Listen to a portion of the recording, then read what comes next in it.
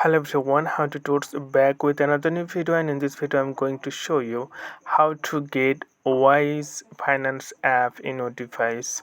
So this is really gonna easy and short tutorial for you. Just watch the video till the end, then you'll learn how to do this. So what you need to do to get this app, so go to Google Play Store if you use an Android phone, and go to App Store if you use iPhone.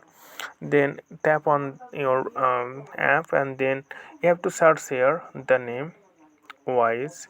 So you can see it's really popular app. And then this one you can see 4.7 rating out of 5 and 659k reviews, 37 megabyte size of the app, and 10 million plus people already download this app. So Wise, formerly TransferWise.